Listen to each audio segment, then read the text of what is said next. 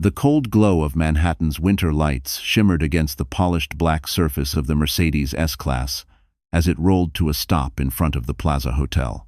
Reporters gathered like hungry wolves, cameras raised, flashes bursting in rapid fire as Michael Hayes stepped out in a tailored tuxedo that gleamed under the chandeliers spilling through the lobby doors. His smile stretched wide, too wide, the kind a man wore when he was desperate to be admired. On his arm clung a young woman in a glittering silver gown, her lipstick too bright, her laugh too sharp to be innocent. "Mr. Hayes, over here, where's your wife tonight?" a reporter shouted. Michael didn't even flinch.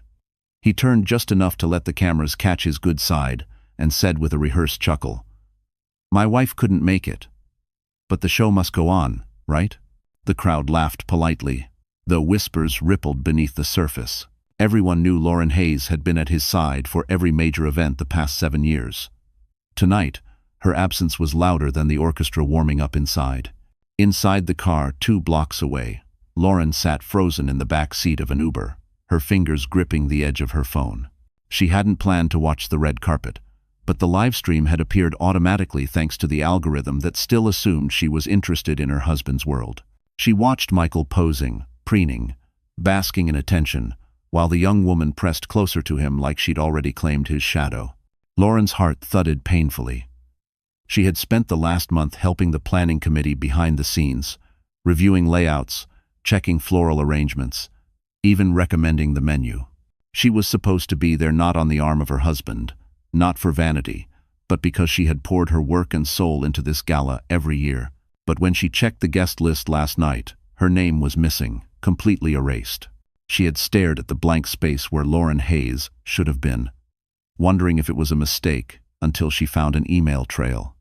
Michael's email, his request to remove Lauren from the list entirely, because she no longer represents the image we want associated with the brand. Image. That word had sliced her open. Lauren swallowed hard, blinking back heat rising behind her eyes. The driver glanced at her in the mirror. "Ma'am, are you okay?" No, she wasn't. But she lifted her chin anyway. Suddenly, her phone buzzed. A notification. She almost didn't look until she saw the sender. Carter Foundation. A message preview appeared. "Mrs. Hayes, your arrival is expected. Present the attached credentials at the door." Lauren frowned, confusion mixing with dread. Credentials?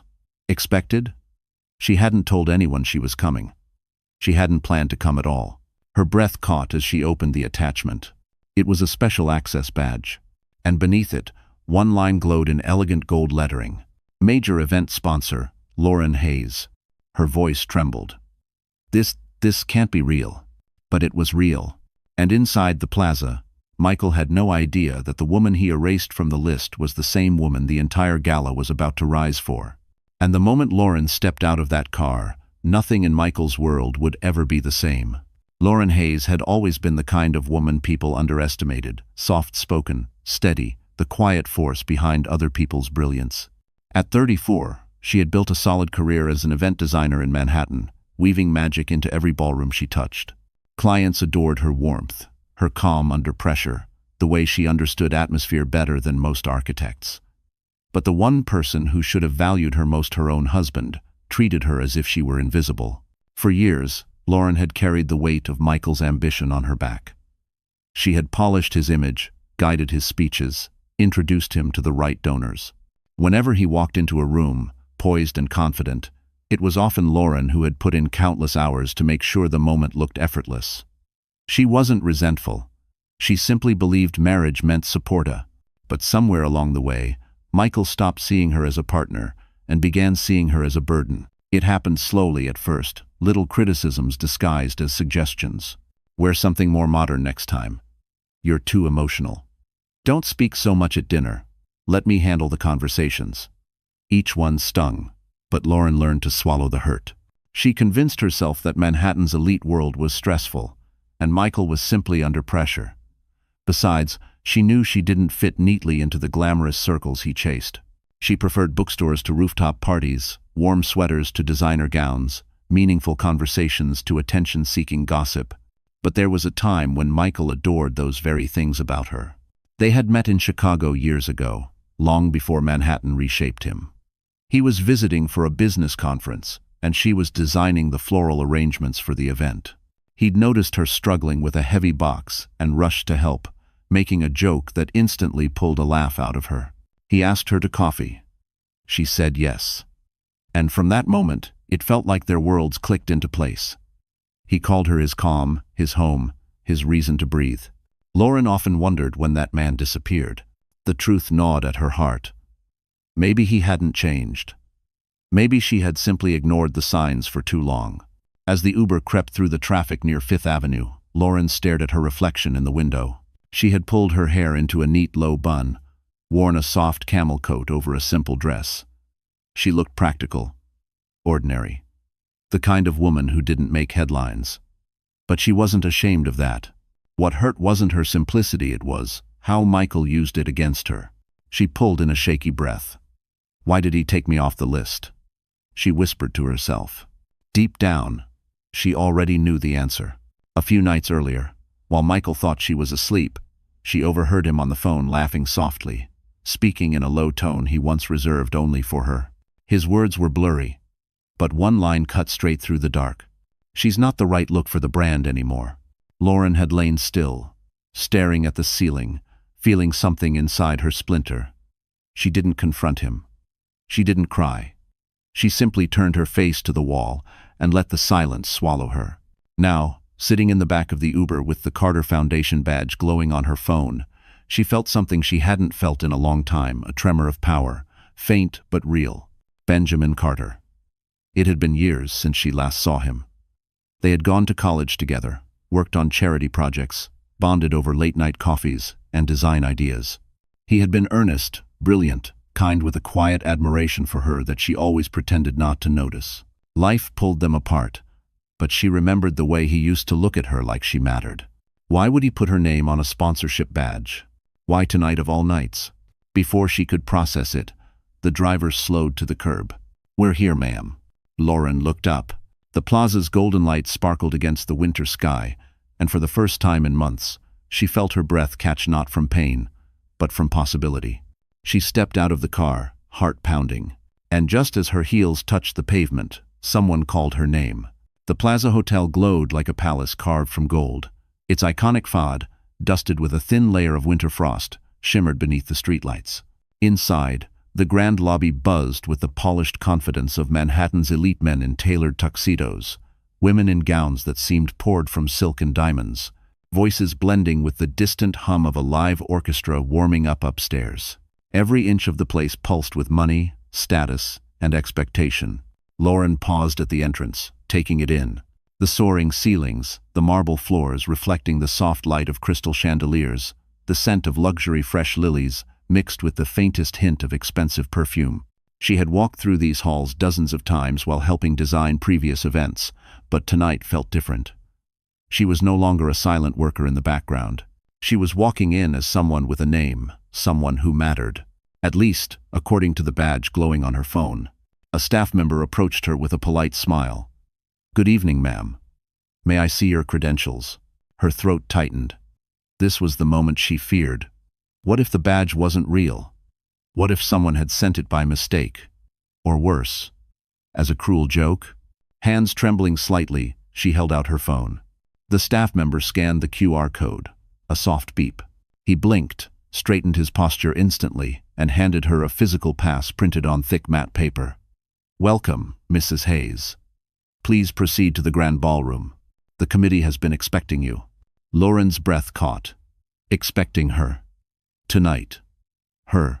As she moved deeper into the hotel, she passed groups of influential guests clustered in conversation: tech executives, philanthropists, fashion icons, politicians pretending not to recognize celebrities pretending not to recognize them. Silver trays carrying flutes of champagne floated through the room in the hands of white-gloved servers. A Cartier bracelet sparkled on a woman's wrist as she gestured. A man checked a message on his iPhone and slipped it into the pocket of his Tom Ford jacket. None of it was unusual for a Manhattan gala, but tonight it all felt sharp, heightened, like the world was watching. Up the staircase, she could already hear the swell of music, a full-string orchestra rehearsing the opening number. That meant guests were settling, finding seats, preparing for speeches and toasts. Her stomach fluttered. As she reached the top of the stairs, she saw the sign, Grand Ballroom.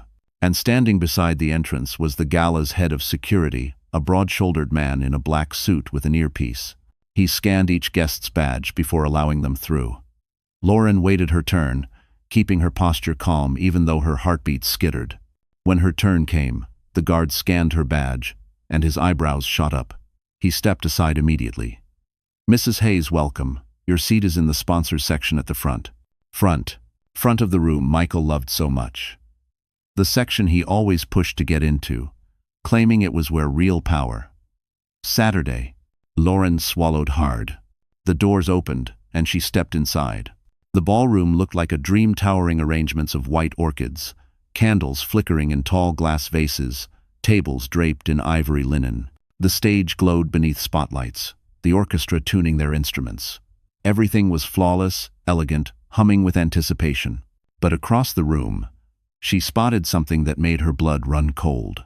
Michael, laughing, holding a champagne flute, leaning in close to the young woman on his arm, the same one from the red carpet. And then, as if the universe wanted to twist the knife deeper, he turned just slightly, his gaze sweeping the room.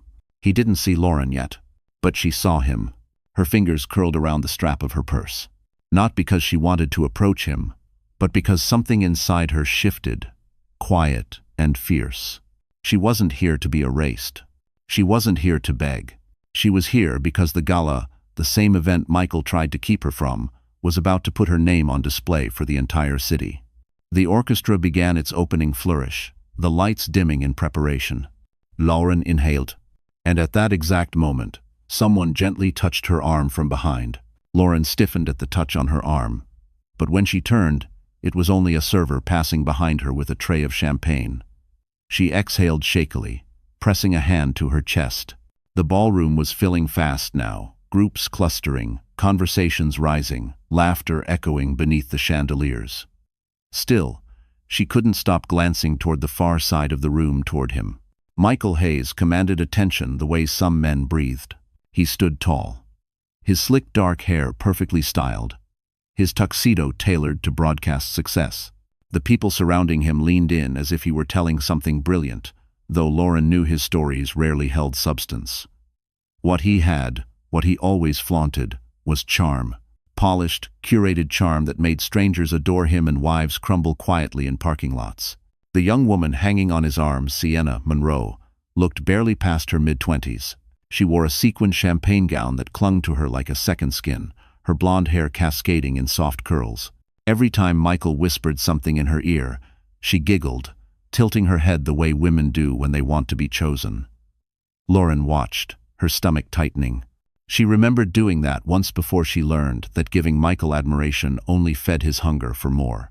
A group of donors approached him, shaking his hand, complimenting his company's recent success. Michael basked in it, as though the spotlight had been waiting solely for him to step beneath it. When one of the donors noticed Sienna, he smiled politely. "And who might this be?" Michael didn't hesitate. "Sienna's joining me tonight in place of my wife," he said smoothly. Lauren wasn't available. Lauren felt the words hit like a slap. Not available. As if she were an appointment he'd canceled. Sienna gave a coy little smile. Michael didn't want to come alone. Shemaine. There it was, the truth tucked behind flirtation. They weren't even pretending. He was parading her like a prize, as though Lauren had never existed beside him for 7 long years. As though she hadn't been the one ironing his shirts before job interviews, encouraging him when his startup nearly failed, comforting him the night he lost his father.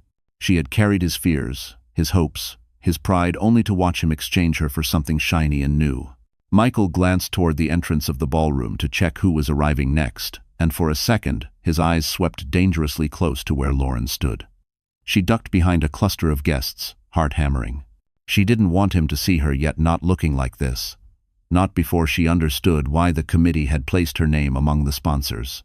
The host stepped onto the stage to welcome everyone, and the lights dimmed except for a soft spotlight on the podium. People drifted toward their assigned tables. Lauren found hers front row, directly across from Michael's. Of course, fate had a sense of humor. She took her seat, smoothing her hands over her dress. The program booklet sat neatly on the table, embossed in gold. When she opened it, her breath stalled. There it was. Major event sponsor. Lauren Hayes. Her name. In print. In the official program. In a roll of honor. She hadn't imagined it. She hadn't dreamed it. Someone had placed her exactly where Michael believed she didn't belong. Across the room, Michael threw his head back in laughter, Sienna at his side, unaware that the very spotlight he believed belonged to him was shifting slowly, silently toward the woman he had tried to erase. Lauren swallowed hard, her pulse quickening. She lifted her eyes and saw Michael glance her way. His body went still. Recognition flickered in his gaze. Shock followed. His jaw tightened. And in that suspended instant across the ballroom, their eyes locked right before Michael began marching straight toward her. Michael cut across the ballroom with the sharp, purposeful stride of a man who believed he owned every inch of the ground he walked on. Guests instinctively stepped aside, glancing between him and Lauren with growing curiosity. The orchestra softened, the murmur of conversations dipped, and for a brief moment, the space between them felt like a stage set for a collision neither of them could stop. Lauren forced herself to sit tall as he approached, though her heartbeat drummed against her ribs. She could feel eyes gathering like magnets, recognition, speculation, the subtle thrill of witnessing drama unfold in real time. Manhattan galas weren't just about charity, they were about stories. And this one was unfolding faster than anyone expected. Lauren, Michael hissed, stopping beside her chair, his smile tight and brittle. What are you doing here? She lifted her gaze, calm on the surface, though her stomach twisted. Attending the gala, he scoffed, leaning closer so only she could hear. Don't play games with me. You weren't invited. She reached for the program booklet and turned it toward him, letting her finger rest beside her name printed in elegant script. Clearly, I was. Michael's eyes darkened. He snatched the booklet, scanning the page as though trying to find a loophole. This is wrong. This is a mistake. A few guests nearby exchanged glances. Lauren's voice was steady. It doesn't seem like a mistake to me. Before Michael could respond, Sienna arrived in a flurry of perfume and insecurity, looping her arm possessively through his. Baby, what's going on? Everyone's watching. 2. Michael straightened immediately, reshaping his expression into one of polished annoyance. There's been some confusion with the list, he said loud enough for those around them to hear. Security must have let her in by accident. Lauren felt her throat tighten. He wasn't just dismissing her, he was erasing her, and doing it publicly. Actually, a voice said from nearby, there's no mistake. Lauren turned. It was the event coordinator, a woman Lauren recognized from previous galas. Her posture was crisp, authoritative. Mrs. Hayes is our major sponsor tonight. She has full access to every section of the ballroom. A ripple passed through the guests' surprise, whispers, subtle head turns.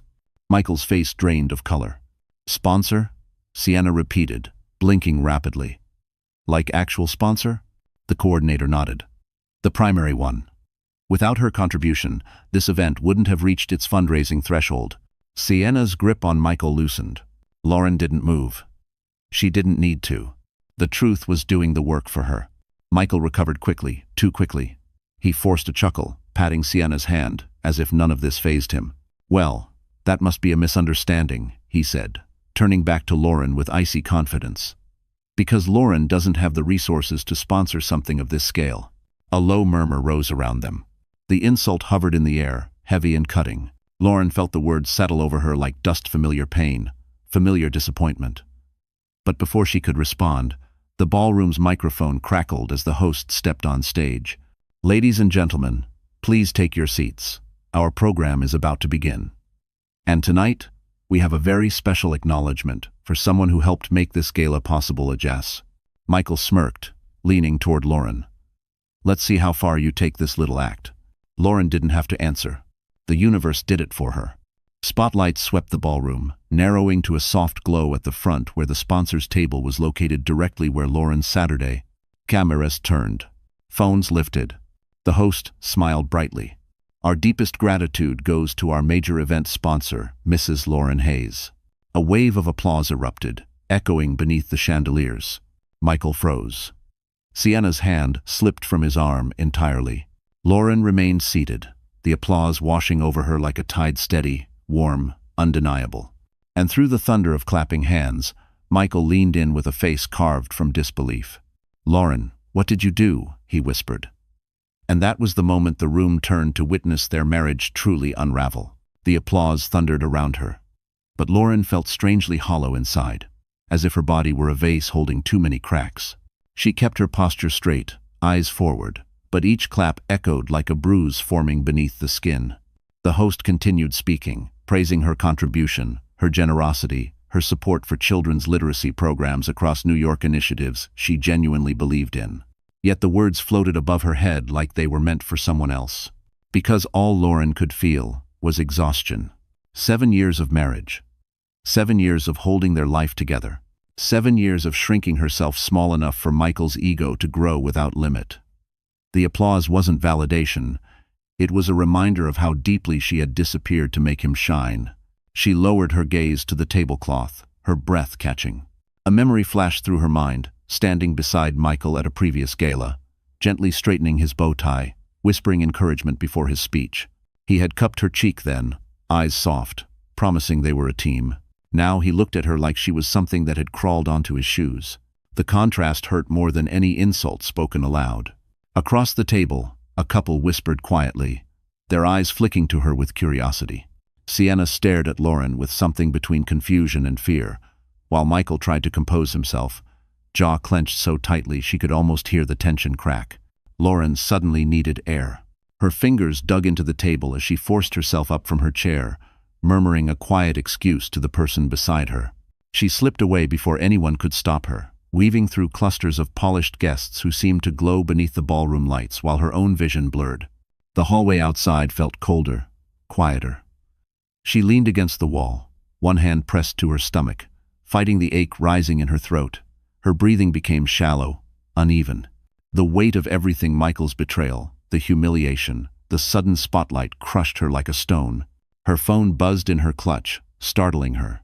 A text. Unknown number. "Don't let him get to you. Step outside for a moment. I'm here." Her heart stuttered. Benjamin. Even after all these years, she recognized the tone, steady, warm, protective. The text wasn't elaborate. It didn't offer pity. It simply felt like a hand reaching out in the dark.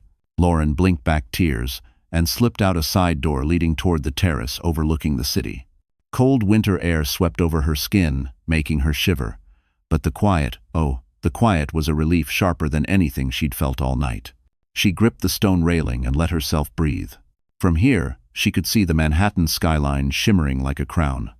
She had always loved the city from a distance, beautiful, alive, glowing with possibility. But standing here now, she felt like an outsider again. A woman too tired, too bruised, too discarded to fit the world Michael worshipped. A single tear slipped down her cheek. She swiped it away angrily. How had she let herself become this version of Lauren? The one who apologized when she hadn't done wrong. The one who smoothed tensions Michael created. The one who walked on eggshells hoping for scraps of affection. She whispered into the cold air. "I don't even recognize myself anymore." A soft sound behind her, a careful, hesitant footstep. She straightened, wiping her face quickly. "Please," she said without turning. "I just need a minute." But the voice that answered wasn't Michael's. "It's me," the man said quietly. "Lauren, are you all right?" She froze. She knew that voice. Benjamin Carter stepped into view, the warm light from the ballroom catching the edges of his navy coat. His expression wasn't curious like the other guests. It wasn't judgmental. It was something deeper, concern layered with familiarity, with a gentleness she hadn't felt in years. Lauren's breath hitched as he took a small step closer, keeping his tone soft, grounding. "You don't have to face this alone," he said. "Not tonight." And in that moment, with Manhattan glowing behind him, Lauren felt her knees weaken, not from fear, but from finally being seen. For a long moment, Lauren couldn't speak. The cold Manhattan air stung her cheeks, but Benjamin's presence warmed the space around her in a way she hadn't expected.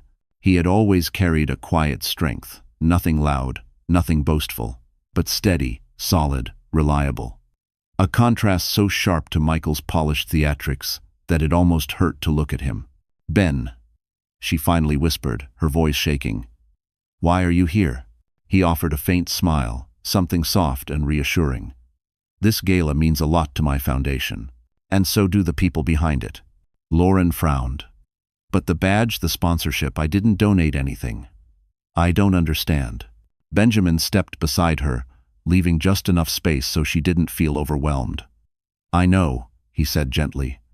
"You didn't donate financially, but you built the groundwork for the entire literacy initiative years ago. Do you remember that?" Her lips parted. Memories flickered: late nights in college planning community outreach programs, volunteering at children's reading events, creating posters, spreadsheets, ideas. Always with Ben, always side by side. "You were the heart of all of it," he continued. "When the foundation grew, when it became what it is today, a big part of that success came from the systems you created, from your compassion, from your work." She blinked, overwhelmed. "Ben, that was forever ago." "Oh, maybe for you," he said softly. "Not for me." Silence stretched between them, broken only by the faint hum of traffic below the terrace. Lauren wrapped her arms around herself, trembling. "Michael said I didn't belong here, that I wasn't part of that world anymore, that I didn't represent him well." Benjamin's expression hardened, the warmth in his eyes shifting into something protective, almost fierce. "He erased you from the list because he's threatened, not because you don't belong." The words felt like a bomb, but also like a wound reopening. Lauren lowered her gaze. "I didn't want to come tonight. When I saw him with her," she swallowed, her voice cracking. "I felt so small." "You're not small," Benjamin said, stepping closer. "You've never been small. Michael made you feel that way so he could look bigger." Fresh tears slipped down Lauren's cheek, and she turned away quickly, embarrassed. But Benjamin reached out a gentle, careful gesture and offered her a crisp handkerchief. She hesitated, then took it. He didn't wipe her tears for her. He didn't touch her without permission. He simply stood there, letting her breathe. And somehow, that made all the difference. When she finally steadied herself, she asked the question that had been gnawing inside her. "Why did you put my name as the sponsor, Ben? Why not use your own? You're the one funding the gala." "Shar." He exhaled slowly, looking out over the city. "Because the work we're celebrating tonight began with you. Because this event needed to honor the person who deserved recognition." She stared at him, stunned. "And," he added quietly, "because I heard what Michael did." Her stomach tightened. "The list? That. And," he hesitated, jaw tightening. "Lauren, he bragged about replacing you with someone who fit his image better." Some people heard him. Word got around. Port. Humiliation washed over her, hot, painful, suffocating. Ben's eyes softened as he saw her reaction. "I didn't want you to walk into that ballroom as the woman he replaced. I wanted you to walk in as the woman he'll regret losing for the rest of his life." Her breath hitched. This was the twist she never saw coming. Not a dramatic reveal of secrets, not gossip, not scandal, but someone standing up for her. Someone remembering her worth when she forgot it herself. Someone seeing her. Lauren's voice trembled. "Ben, why are you doing all this for me?" He hesitated only a moment before answering. "Because, Lauren, I never stopped caring." Her heart thudded painfully, a blend of fear, hope, confusion, and something deeper, something she hadn't let herself feel in a long time. Before she could respond, the terrace door swung open with a sharp crack. Michael stood there, face twisted, eyes furious. "Lauren," he growled, stepping forward, "you and I need to talk. Now." Two. And for the first time ever, Benjamin stepped between them, blocking Michael cold. Benjamin didn't raise his voice. He didn't posture or glare the way Michael did when he felt threatened. He simply stepped forward, calm, steady, immovable, like a wall separating Lauren from everything that had been crushing her for years. "Back up, Michael," Benjamin said, his tone low but firm. "You're upsetting her." Michael scoffed, an incredulous laugh bursting out of him. "Upsetting her? She doesn't belong here to begin with. This is a professional event, not a reunion for jealous college boys." Benjamin's jaw tightened, but he didn't move an inch. Lauren felt the tension humming between them like electricity. For years, she had stood alone in every argument, every misunderstanding, every moment Michael made her question her worth.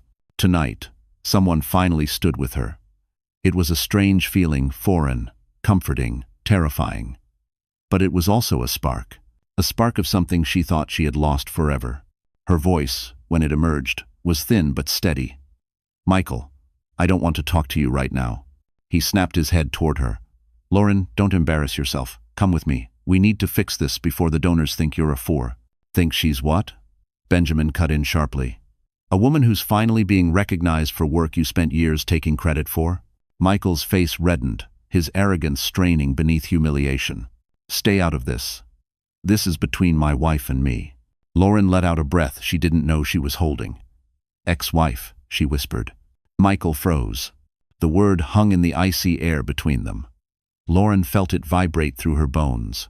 It wasn't legally finalized yet, but emotionally, spiritually, truthfully, it had become reality the moment he erased her from his life. Michael stepped closer, ignoring Benjamin. "Don't be dramatic. You're upset. This isn't the time." "See." Lauren straightened her shoulders. And for the first time in what felt like forever, she didn't shrink beneath his glare. "No," she said softly. "It's exactly the time." Benjamin placed a gentle hand on her back, not possessive, not controlling, just reassuring. A reminder she wasn't alone. And something shifted inside her. A warmth, a strength, a clarity. "Michael," she said, forcing herself to meet his eyes, "I'm done letting you decide who I am. I'm done fighting for space in a life where I'm not wanted." His jaw dropped. "Don't be ridiculous. You wouldn't survive a month without me." Benjamin let out a quiet, humorless laugh. "She's already surviving just fine." Lauren felt heat rush to her cheeks. Not from embarrassment, but from awakening, like she'd stepped out of a shadow she hadn't realized she'd been living in. "I'm not here to fight with you," she said. "I'm here because I earned my place. Something you can't take away." "Will." Michael's eyes flicked between them, calculating, desperate. "You're making a fool of yourself, Lauren." But even his voice sounded different now, less powerful, less certain. Cracks forming in the mask he'd worn for years. Benjamin took a small step closer to Lauren. "Why don't we get you ready for the presentation?" he murmured. "You deserve to walk into that ballroom the way you should have always been seen." She nodded. They left Michael standing alone on the terrace, the cold seeping into his perfect tuxedo while the door closed behind them. Inside, Benjamin guided her through a quiet corridor toward the VIP lounge reserved for presenters and sponsors. Warm lighting cast a golden glow over the space, reflecting off the mirrors and elegant decor. A makeup artist and stylist paused mid-preparation when they saw them enter. "This is Mrs. Hayes," Benjamin said gently. "She'll need assistance." "Shoo." The stylist's eyes widened. "Of course, anything she needs." Before Lauren could protest, the team gently ushered her into a seat. Brushes, powders, and soft lighting surrounded her. As they worked, she looked into the mirror and didn't recognize the woman staring back. Her posture straighter, her eyes clearer, her expression alive. She wasn't becoming someone new. She was reclaiming who she used to be. The makeup artist stepped back, smiling. "You look stunning." Lauren swallowed hard. "I feel different." Benjamin approached slowly, his voice soft. "You look like yourself again." Her chest tightened a mix of gratitude and something deeper, warmer. A knock at the door interrupted the moment. A staff member peeked in. "We need Mrs. Hayes backstage. It's time for the announcement." Lauren took a steady breath. She stood, and for the first time in years, she felt powerful. But when the doors opened, Michael was waiting there, eyes burning. As if he had one last card to play. Michael stood in the hallway like a storm blocking the exit, arms crossed, jaw clenched so tight a vein pulsed at his temple. The soft lighting of the backstage corridor did nothing to soften him. If anything, it made the sharpness of his expression more pronounced, the look of a man who realized the world was beginning to slip out of his grasp. Lauren froze for half a second. But then she remembered the mirror. The woman she had seen there. Her shoulders pulled back naturally, and she lifted her chin. "Move, Michael," she said quietly. "I need to go." "You're not stepping onto that stage," he shot back. His voice was low enough not to echo, but the anger beneath it vibrated through the air. You're not going to humiliate me. Lauren blinked. Humiliate you? You erased my name from the guest list. Michael stepped closer, lowering his tone further. I did what had to be done. You don't fit the image anymore. But you walking up there, letting them praise you for something you didn't do, that's pathetic. A sharp laugh came from behind Lauren. Benjamin. He walked forward, his presence instantly grounding her. She earned every bit of recognition she's about to receive, he said. And you know it. Michael glared at him. This has nothing to do with you. Actually, Benjamin replied calmly, it has everything to do with her. And she's walking on that stage whether you approve or not. Lauren felt something settle inside her, a steady flame building, warming her from the inside out. She touched Benjamin's arm lightly, a signal that she wanted to handle this herself. Then she turned fully toward Michael. You don't control this moment, she said softly. You don't control me anymore. Michael's breath hitched, as if she'd slapped him. For years, he had grown accustomed to Lauren's quiet compliance, to her gentle whispers, to the way she folded down her own edges to avoid confrontation. Seeing her stand with strength rather than fear unsettled him. You're going to regret this, he said, his voice shaking with barely contained panic. People are going to ask questions. They'll want explanations. You can't handle that kind of pressure. Lauren stepped past him, the fabric of her gown brushing lightly against his side. I've handled everything you threw at me, she murmured. I'll handle this too. The stage manager appeared at the end of the hall. Mrs. Hayes? We're ready for you. Lauren inhaled deeply, feeling her heart drum with excitement, not dread. When she took her first step toward the stage, it felt like stepping into sunlight after years of shadow. The ballroom dimmed as she entered from the wings, the spotlight adjusting to follow her path. A murmur spread across the room, hushed admiration, surprise, even awe. Not for her dress or her makeup, but for her aura. She carried herself like someone who finally understood her worth. As she reached the center of the stage, applause began tentative at first, then building, like a tide washing forward. The orchestra softened into a gentle melody, underscoring the moment. Lauren stood behind the podium, steadying herself on the wood. She looked out across the ballroom, the donors, the dignitaries, the gilded chandeliers reflecting the light like stars. She began to speak. Her voice was calm, warm, sincere. She talked about the early days of volunteering, the impact literacy programs had on children, the importance of compassion over image. Her words flowed naturally, not rehearsed, not embellished, just real. People listened. People connected. People applauded. As she spoke, she could see Michael at their table. His expression, once smug and dismissive, was now something else entirely. Fear.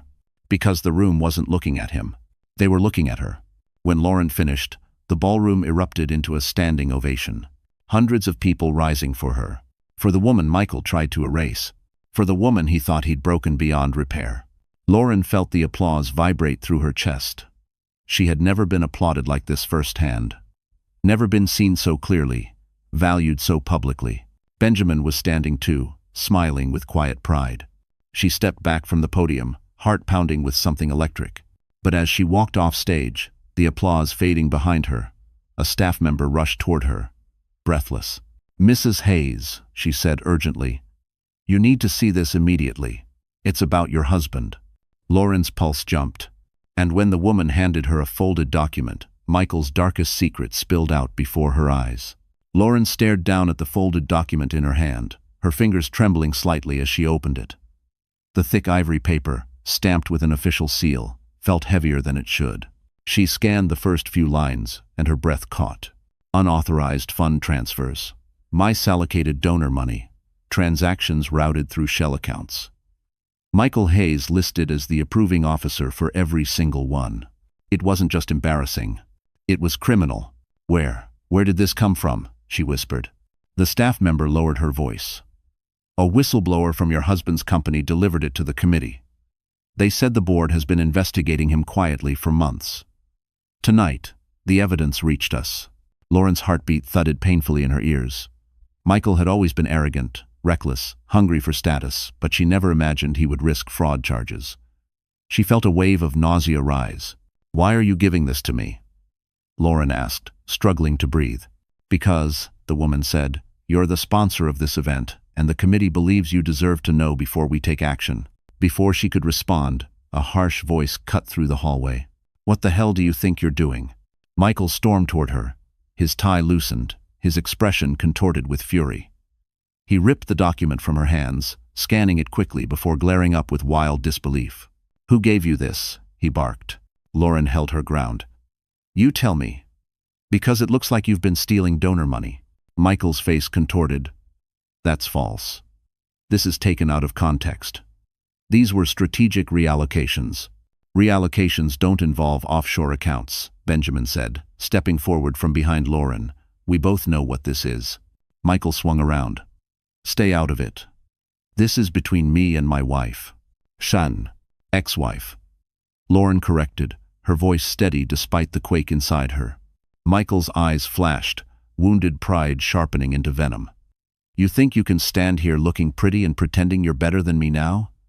You wouldn't even have a life in this city if it wasn't for me." Lauren felt something inside her snap, not anger, but clarity. Cold, clean clarity. "You're right," she said softly. "You gave me a life here. But you also took every ounce of confidence I had. You belittled me. You lied to me. And tonight, you publicly humiliated me." She took a breath. "This paper isn't the first thing you've destroyed, but it will be the last." Michael stepped closer, voice dropping dangerously. "You hand that over, and you'll ruin me." "No," Lauren said. "You ruined yourself." He scoffed a hollow, desperate sound. "You won't do anything. You never do. You cry. You hide. You stay silent. That's who you are." Benjamin's expression turned to steel. "Not anymore." "Par." Lauren looked into Michael's eyes, searching for even a flicker of the man she once loved. But all she saw was panic dressed in arrogance. "I'm done being silent," she said. Just then, the ballroom doors opened behind them, and the head of the charity committee stepped out, accompanied by 2 board members. Their expressions carried the heavy weight of decision. Mr. Hayes, the head of the committee, said firmly, "We need to speak with you. Privately." Michael paled. "No. Not now. This can't crom." But the board members moved forward. Guests passing in the hallway slowed, staring openly now, whispers rising like static.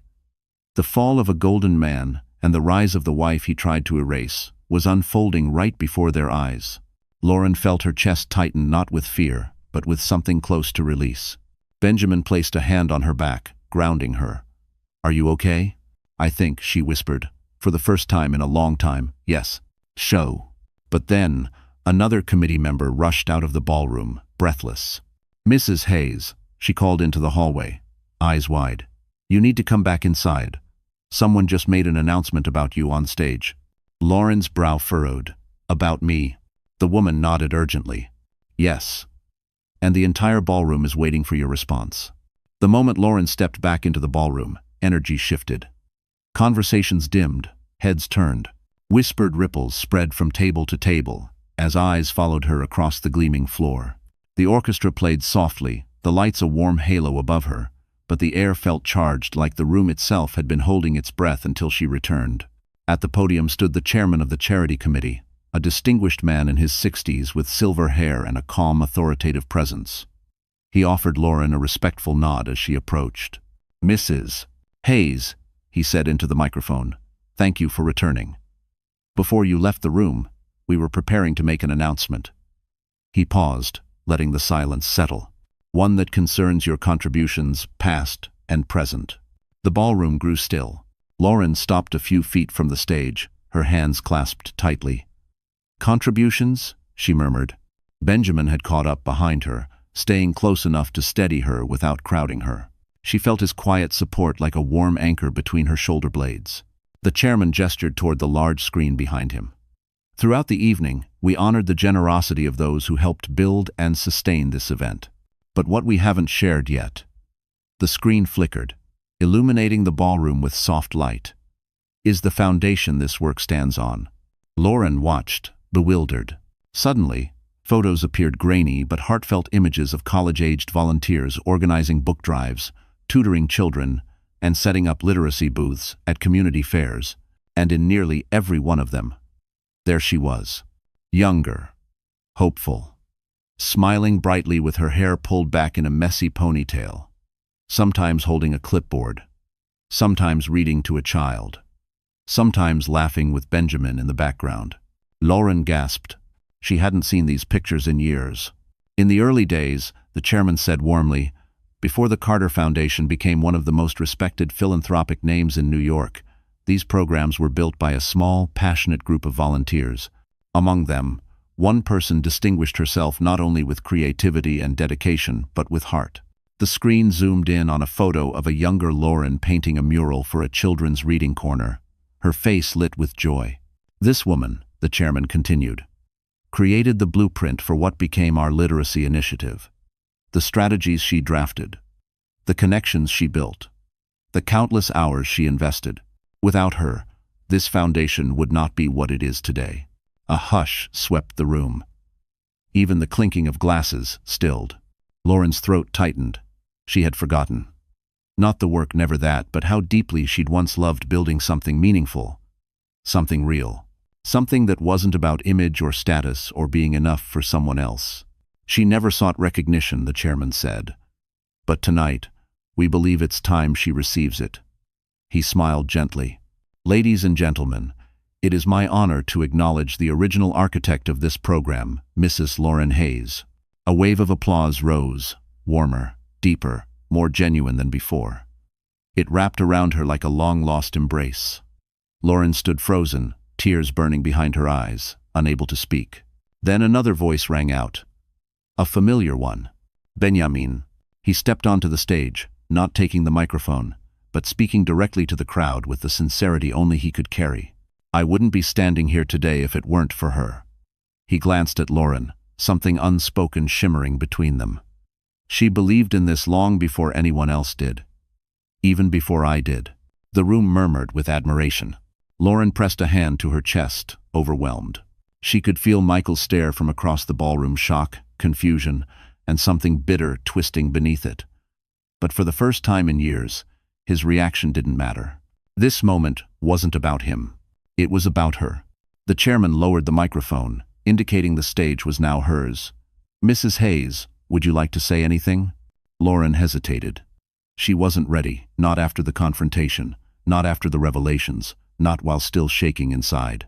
But she stepped forward anyway, because she wasn't the woman who hid anymore. She took the microphone, her voice soft but steady. I don't know what to say. I'm overwhelmed. Truly. She paused, letting her breath settle.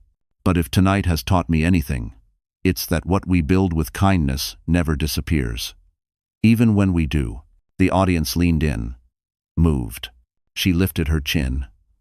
And I'm grateful to be reminded of who I was, and who I still am. The applause was instant and thunderous. But in the middle of it, a sudden commotion erupted near the entrance. Raised voices, hurried footsteps, someone shouting Michael's name. Lauren's blood ran cold, because two uniformed officers had just entered the ballroom, and they were walking straight toward Michael Hayes. Gasps rippled across the ballroom as the two officers stepped forward, their uniforms stark against the soft gold of the chandeliers. Conversations halted mid-sentence. Chairs scraped quietly as guests rose to their feet, instinctively drawn toward the unfolding scene like moths to flame. Michael stood frozen near the edge of the room, his complexion draining from a proud, polished executive glow to a sickly shade of white. His hands twitched at his sides, as if deciding between running and pretending none of this concerned him. Mr. Michael Hayes, one of the officers called out, voice firm but controlled. The ballroom inhaled as one. Sienna, standing beside him, whispered sharply, Michael, what's happening? But he didn't answer her. He couldn't. His jaw locked, his eyes darting wildly, scanning for exits, anything to escape the spotlight he once craved. Lauren's breath caught, her heart accelerating. She hadn't expected it to unfold publicly. Not like this. Yet a part of her, deep, wounded, and human, recognized the irony. The man who lived off-image was about to have his exposed in front of Manhattan's most powerful crowd. The officer stepped closer. Sir, we need to speak with you regarding an ongoing financial investigation. Whispers swelled like a rising tide. Words like fraud, embezzlement, and scandal floated through the air, carried on shocked breaths. Michael finally found his voice shaky, defensive. This is absurd. This is a misunderstanding. He raised his hands in a dramatic sweep, turning to the crowd as if performing. Someone is trying to ruin me. This is political. The officer remained unmoved. Sir, you'll have a chance to explain everything at the station.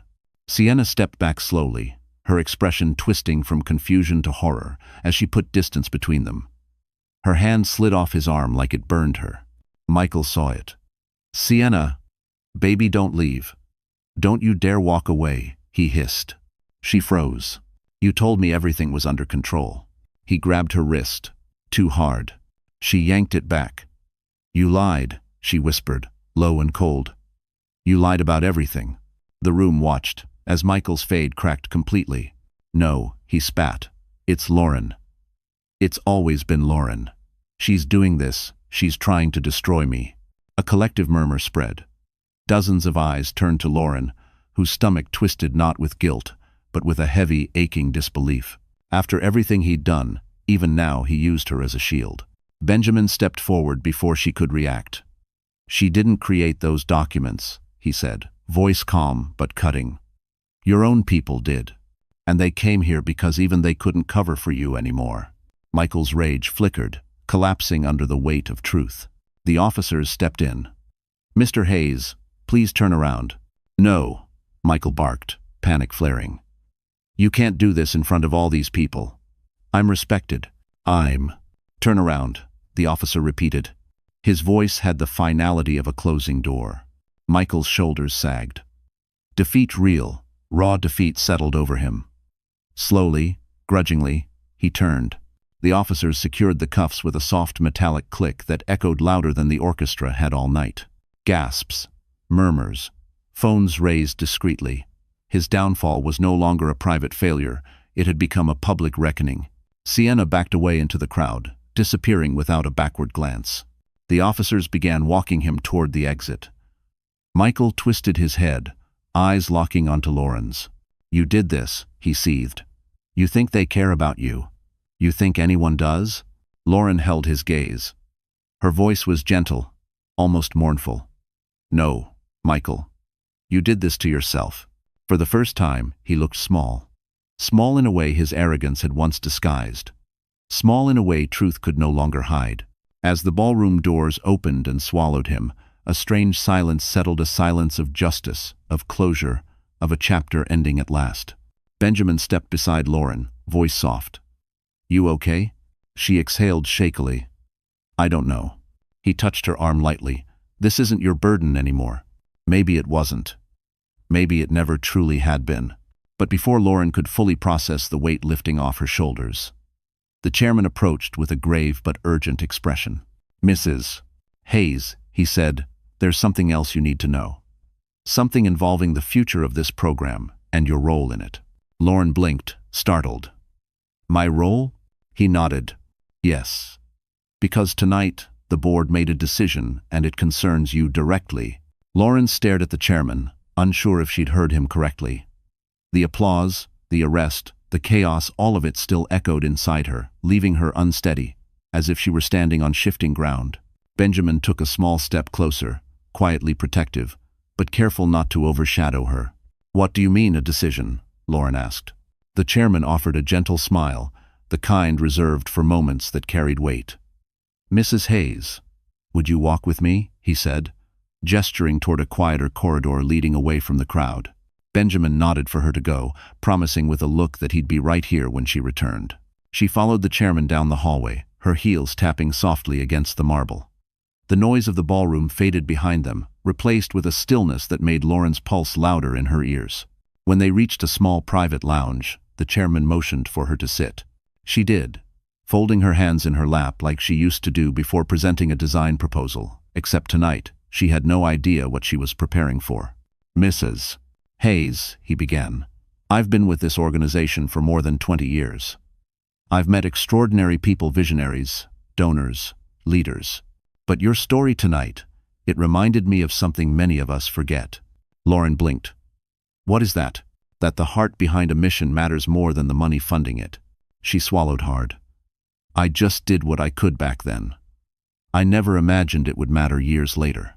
But it did matter, he said, leaning forward. You built the foundation of our literacy initiative. You created systems that still operate today.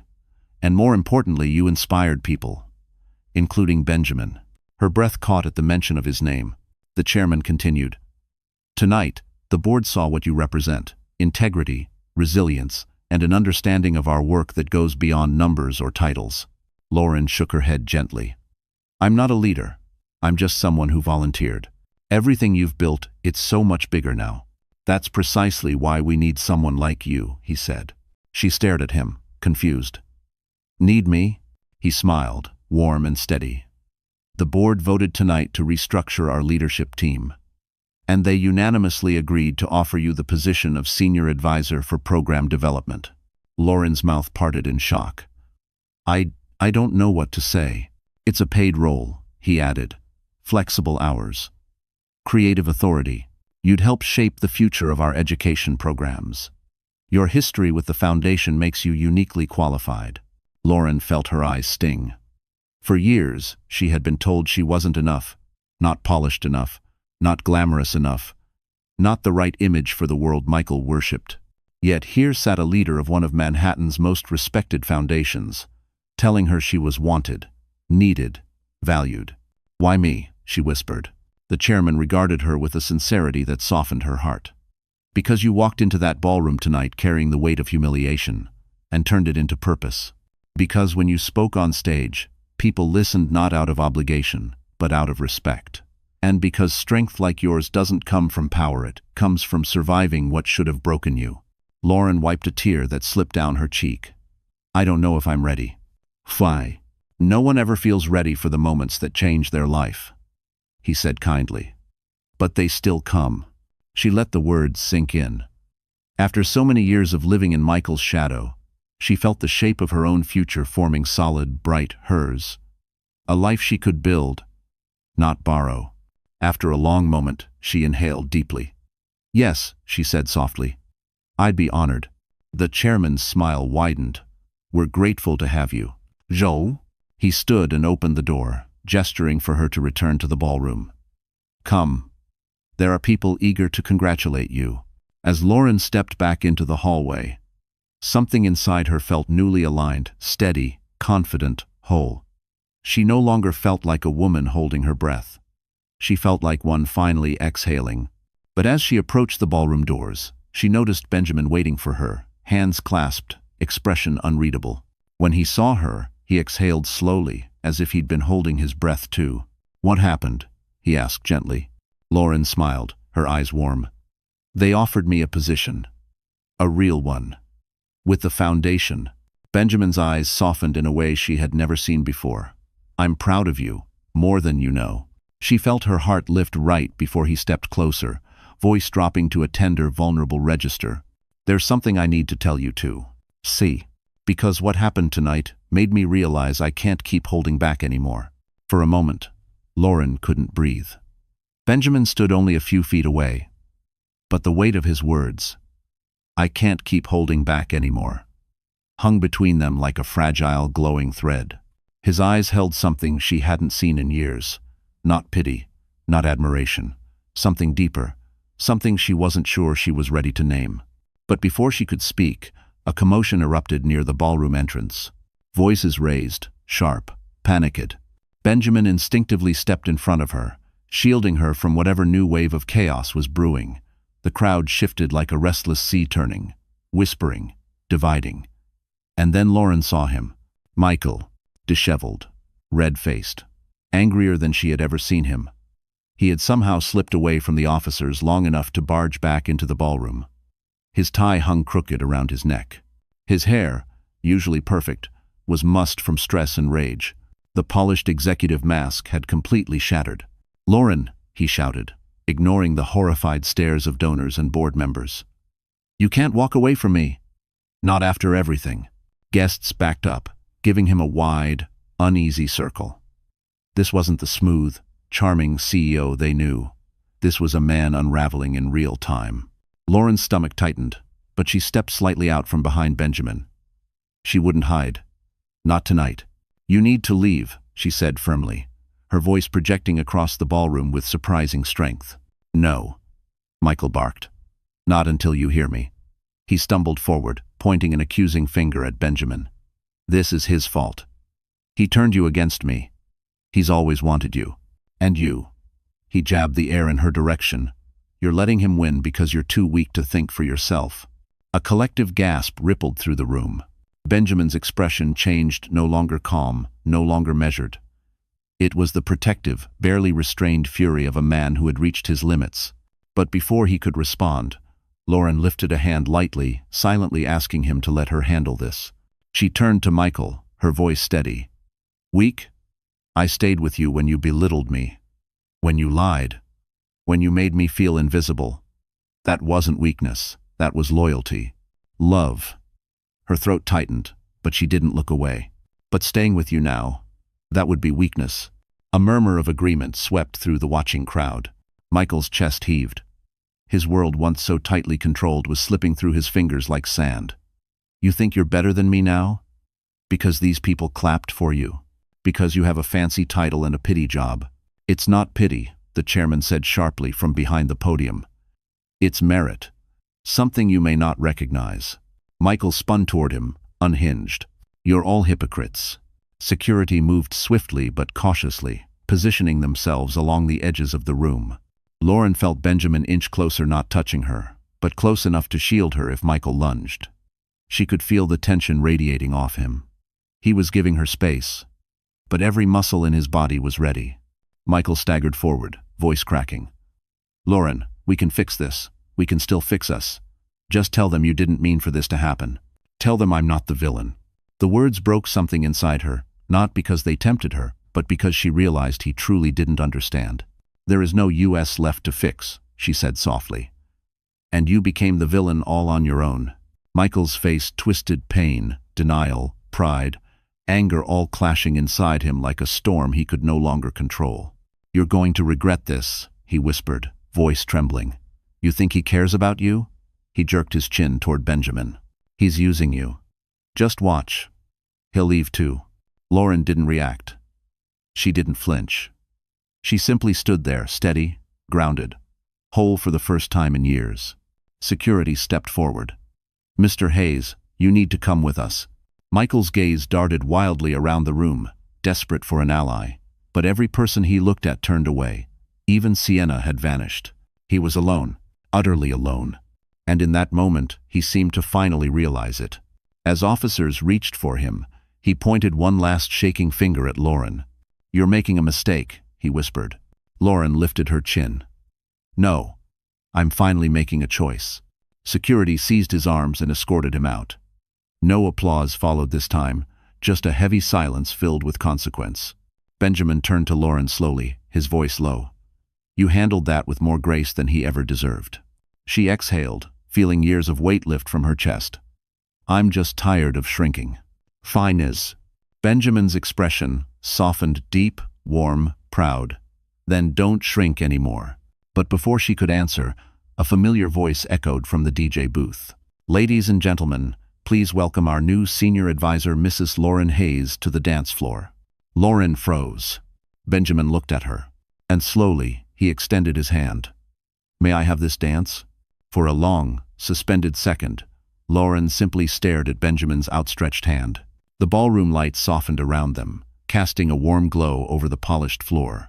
Guests watched in quiet anticipation, sensing that the night's chaos had finally given way to something gentler, something unexpected and tender. Lauren's heart thumped in her chest. After everything, the humiliation, the unraveling of her marriage, the public confrontation, her feet felt rooted to the ground. Dancing felt too intimate, too exposed, too much like stepping into a future she wasn't sure she deserved. Benjamin didn't rush her. He kept his hand extended, steady, patient, his eyes inviting but never demanding. If you're not ready, he said softly, we can just step outside, or sit, or breathe. Whatever you need. His voice, low and reassuring, wrapped around her like a soft blanket.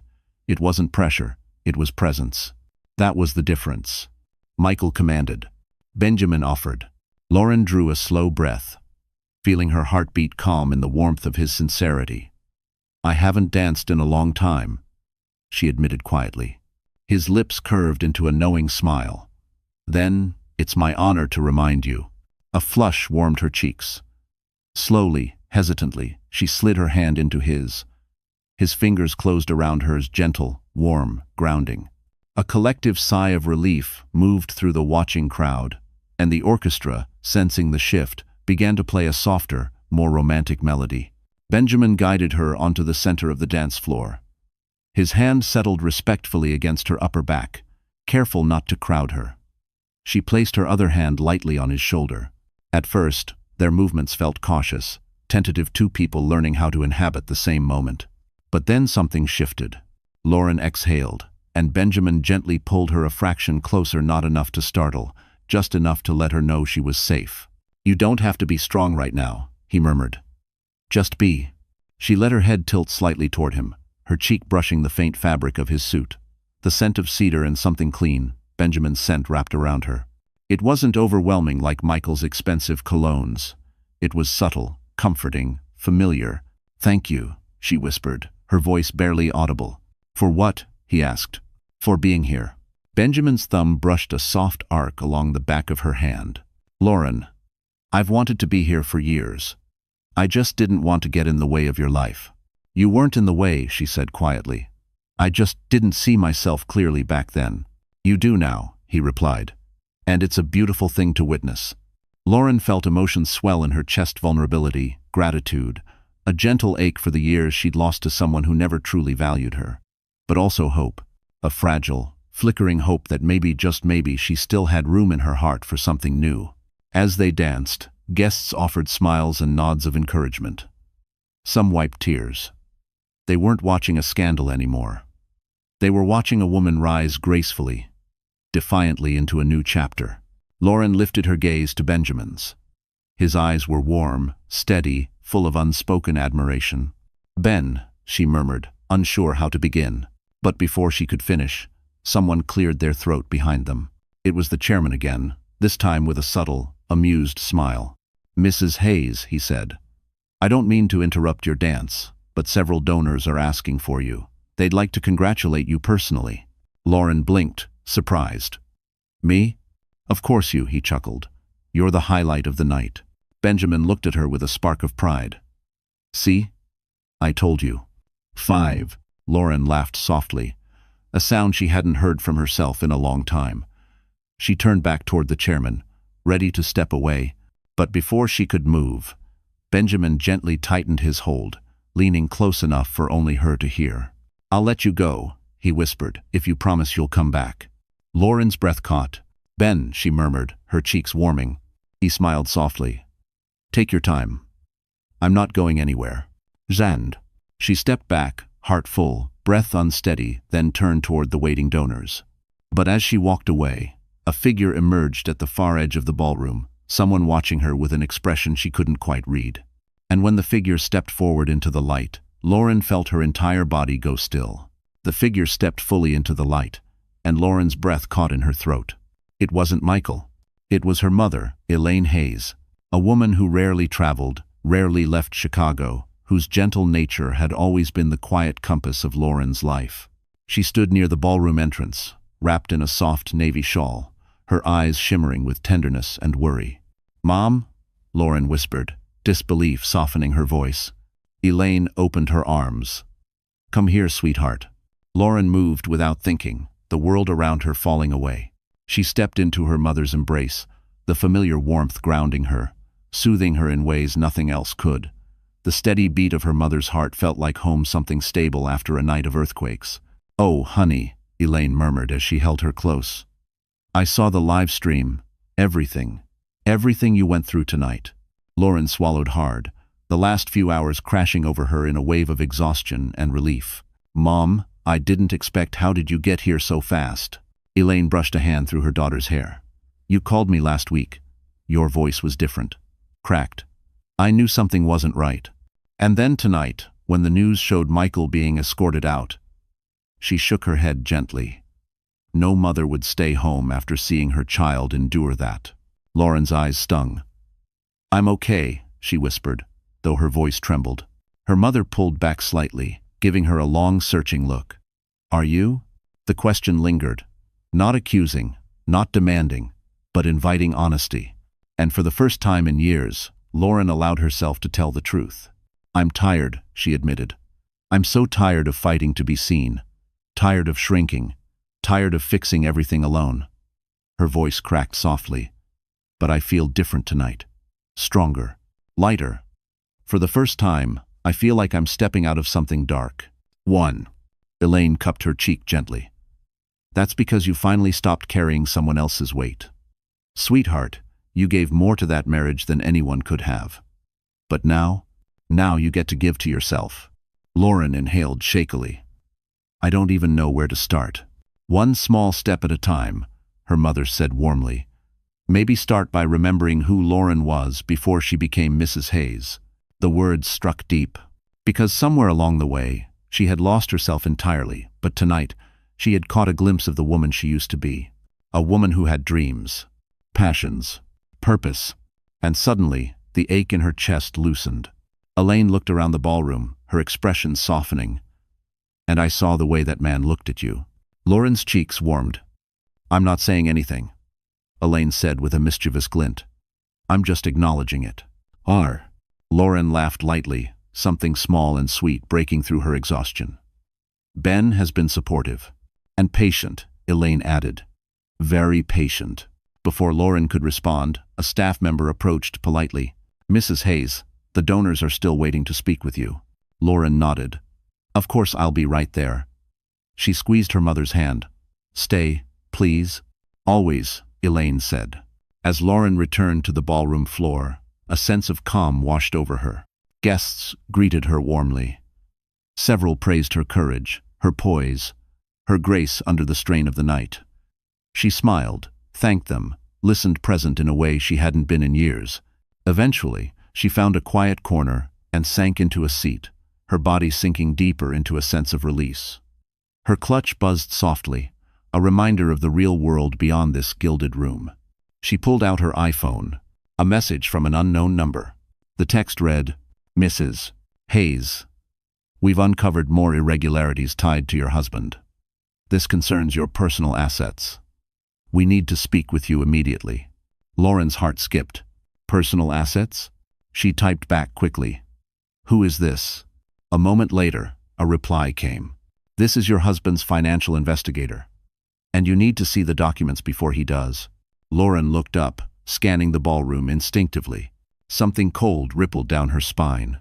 Her healing night wasn't over yet, and as she rose from her seat, she realized the next truth she uncovered might change everything once again. Lauren stepped quickly into the quieter hallway outside the ballroom, her pulse pounding as she gripped her phone. The message from the investigator replayed in her mind, each word tightening the knot in her stomach. Irregularities tied to your personal assets. She had been prepared for Michael's arrogance, his lies, his unraveling, but this was something deeper, something dangerous. A second message buzzed. "I'm in the lobby. Black suit. Briefcase. Ask for Mr. Dalton." She inhaled sharply. Mr. Dalton. She recognized the name, one of the senior auditors contracted by major Manhattan firms. This was no random investigator. This was someone dangerously credible. Benjamin appeared at her side before she could take another step. "Lauren? What happened?" She hesitated for a beat out of habit. But tonight wasn't about hiding. It wasn't about protecting Michael. It wasn't even about appearing strong. "It's something about my financial accounts," she said quietly. "They want to meet." Benjamin's expression darkened instantly, protective instincts rising like a shield. "You're not going alone." Before she could argue, her mother approached, worry etched across her face. "Is everything all right?" Lauren forced a small, reassuring smile. "I just need to check on something. I'll be back soon." "Sen." Elaine squeezed her hand with quiet strength. "Whatever it is, sweetheart, you don't face it alone." With Benjamin by her side, Lauren stepped into the elevator. The soft hum as they descended softened the noise inside her head, but only slightly. She stared at her reflection in the mirrored wall, poised, elegant, steady, and barely recognized herself. But for once, the unfamiliarity felt hopeful. When the elevator doors opened, the plaza's marble lobby stretched before them, gleaming under soft lights. A man in a charcoal black suit stood near a corner column, a briefcase in hand. He looked exactly as described. Calm, serious, unshakably professional. "Mrs. Hayes?" he asked. "Yes," Lauren said, stepping forward. "I'm Lauren Hayes." "And I'm Benjamin Carter," Benjamin added, voice low but firm. "Anything you say to her, you say with me present." "Mr." Dalton nodded respectfully, then gestured to a more private seating area. "This won't take long, but you need to see this." Saturday Dalton opened his briefcase with a soft click and pulled out several thick documents, clipped neatly into folders. "Mrs. Hayes," he began, "during our investigation of your husband's misconduct, we discovered several accounts linked to your name." Lauren frowned. "My name? I haven't opened any accounts recently." "I know," Dalton said. "These accounts were created without your direct involvement. But they use your identity, your signature, even your social security number." Lauren felt the blood drain from her face. Forgery. Michael had forged her information. "Why would he do that?" she whispered. Dalton slid one folder toward her. "Because these accounts were used to transfer funds. He tied illegal transactions to your name. If this hadn't come to us before the arrest, you would have been implicated." "See?" Lauren felt her hands tremble as she scanned the documents, her forged signature at the bottom of forms she had never seen, transfers routed to accounts she had never heard of. Benjamin leaned forward, anger simmering under controlled calm. He tried to drag her down with him. Dalton nodded grimly. Yes, and he almost succeeded. A cold wave washed over her. It wasn't just betrayal, it was sabotage. Deliberate, calculated, cruel. "Will I be held responsible?" Lauren asked, her voice cracking. "No," Dalton said firmly. "We can prove the signatures were forged. And now that your cooperation is on record, we can protect you fully." She closed her eyes, tears burning behind them. Relief mixed with grief, the grief of realizing just how little Michael ever valued her. Dalton continued. "There's one more thing. Your husband attempted to access a trust fund under your name last week." "A trust fund?" Lauren blinked. "I don't." Benjamin stiffened. "It wasn't her fund. It was the one I set up years ago, before she married him." Lauren's eyes shot open. "What?" Benjamin exhaled slowly, rubbing the back of his neck. "It was meant for you, for the work you were doing. I never told you because you were building a life with him. I didn't want to complicate things." Dalton added, "Mr. Hayes tried to withdraw from it illegally. We blocked it in time." Lauren's heart twisted. "Ben, why would you even do that for me?" Benjamin met her gaze open, vulnerable, full of truth. "Because even back then," he said softly, "I believed in you. Long before tonight. Long before he ever tried to break you." Lauren's breath stilled. This wasn't just about money. This was about something deeper. Something she had missed. Something he had never stopped feeling. She opened her mouth to speak. But before she could, Dalton's phone buzzed loudly. He glanced at the screen, then looked up sharply. "Mrs. Hayes, we have a problem." Lauren's stomach dropped. "What now?"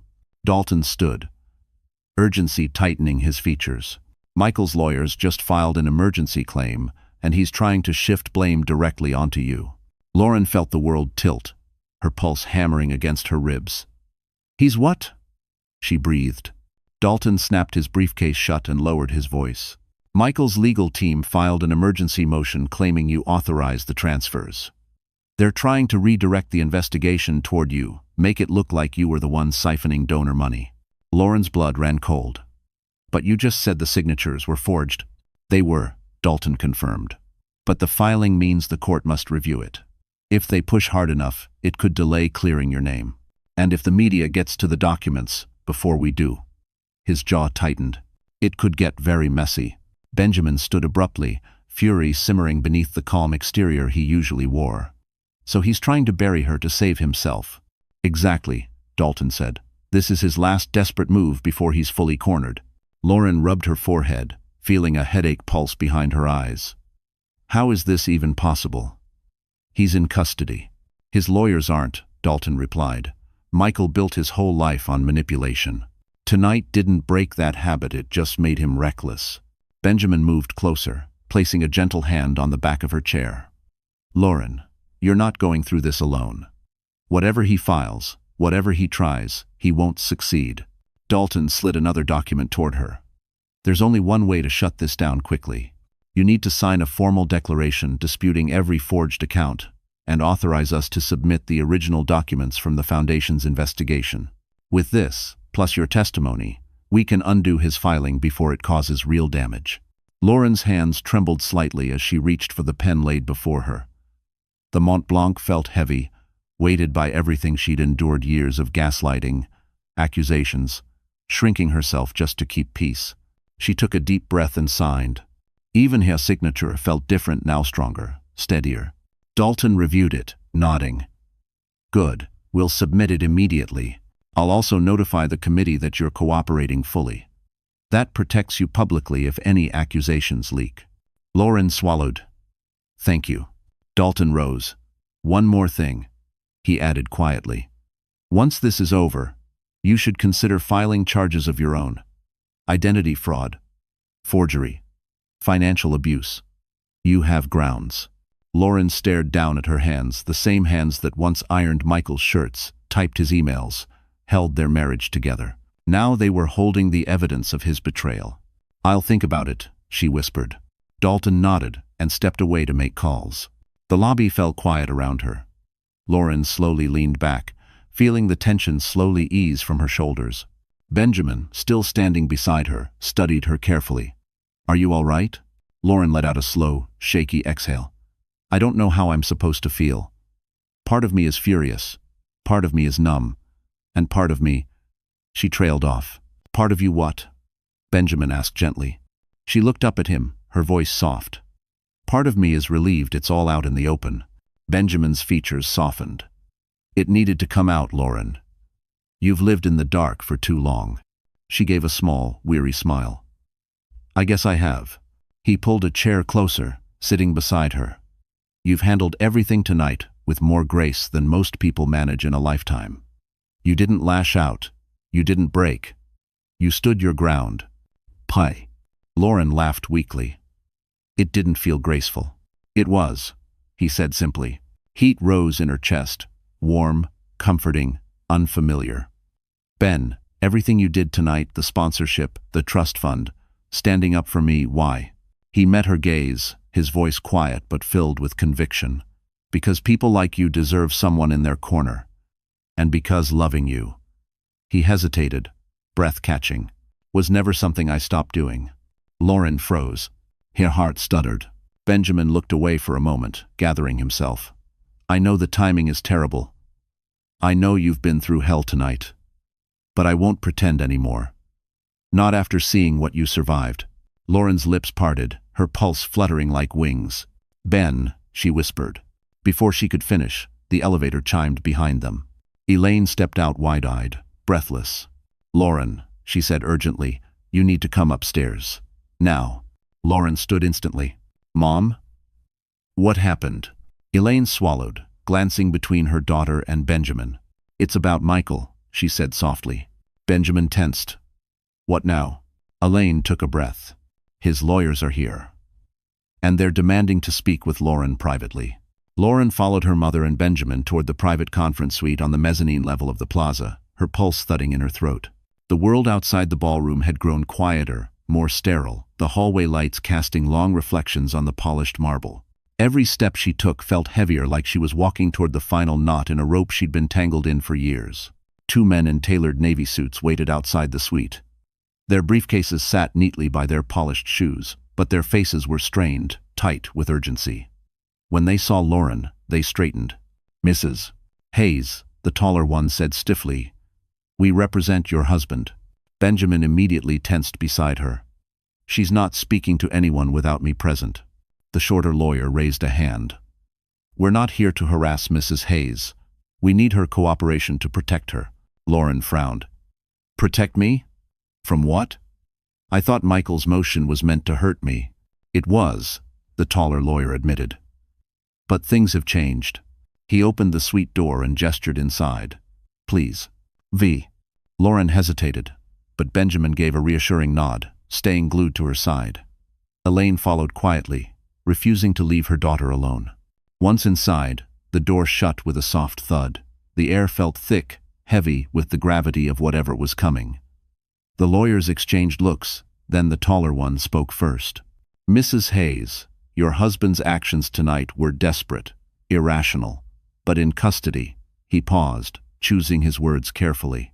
He panicked, and he said things that severely implicate himself. Lauren's brows furrowed. "What exactly did he say?" "He admitted," the lawyer said slowly, "to forging your signature." Lauren's breath caught. The second lawyer added, "And to moving funds into accounts under your name in case his own were traced." A cold chill slid down her spine. "He admitted that?" Both men nodded. "Why are you telling me this?" she asked, voice barely above a whisper. "Because," the taller lawyer continued, "he also confessed that he never intended for you to take the fall." "Not truly. He said he just wanted to scare you into staying." Lauren felt her stomach twist sharply. Fear, control, manipulation, all wrapped in a final act of sabotage. It was the ugliest truth yet. Benjamin's hand curled into a fist at his side. "And now?" he demanded. "Now," the shorter lawyer said, "he wants to negotiate." Lauren blinked. "Negotiate?" The lawyer opened his briefcase and slid a manila folder across the table. "Mr. Hayes is willing to sign a full confession," he said, "if Mrs. Hayes agrees not to pursue personal charges against him beyond the embezzlement case." Lauren stared at the folder. A full confession. Total accountability. It would free her completely and permanently. Her mother touched her arm gently. "Sweetheart, think carefully." Benjamin looked at her with quiet intensity. "Whatever you choose, I'm with you." Lauren inhaled deeply. For years, she had prayed for Michael to finally tell the truth, to acknowledge the damage he had done, to stop twisting her world into knots.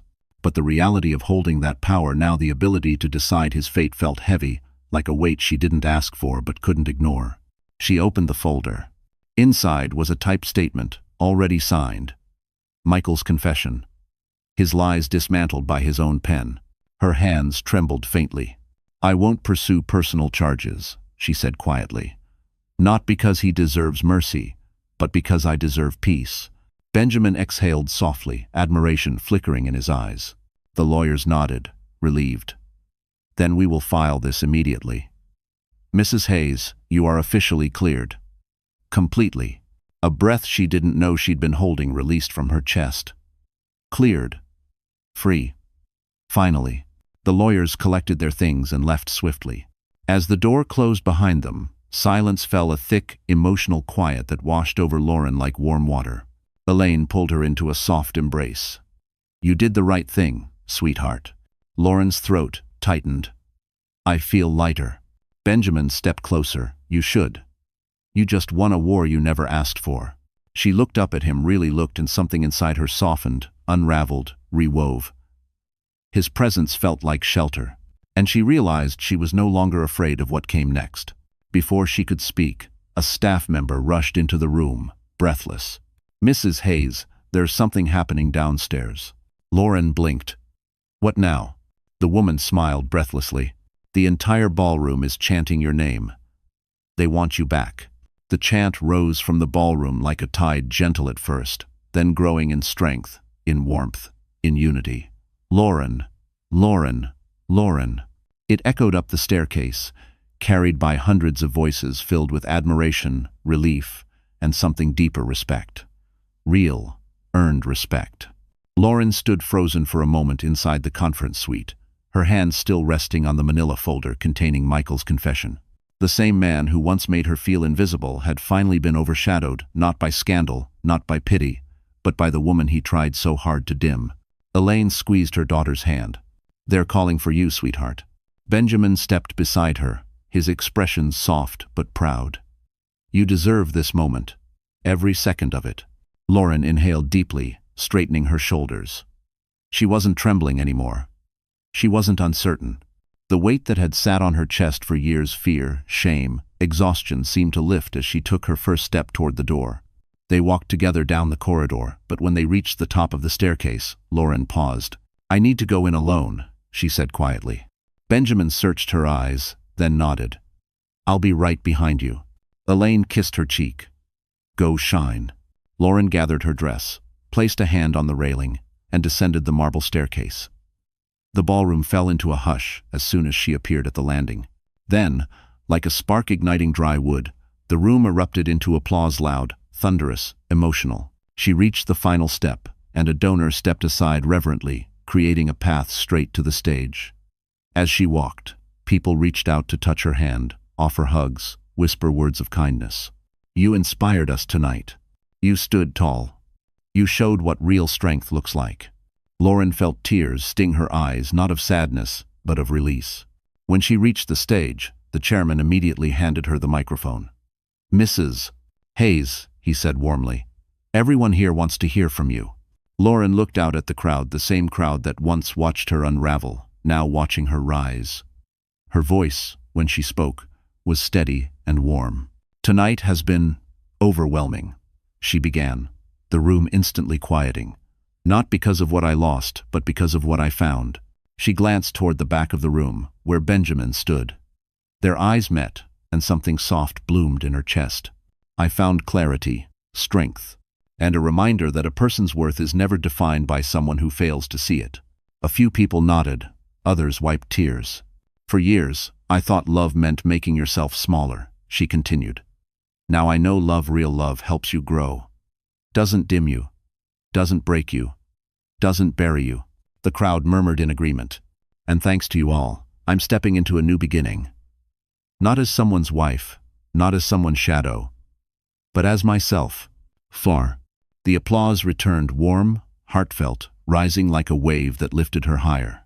When it quieted, she smiled softly. And for those wondering, yes, the investigation is resolved. I am cleared, completely. A collective exhale of relief swept the room.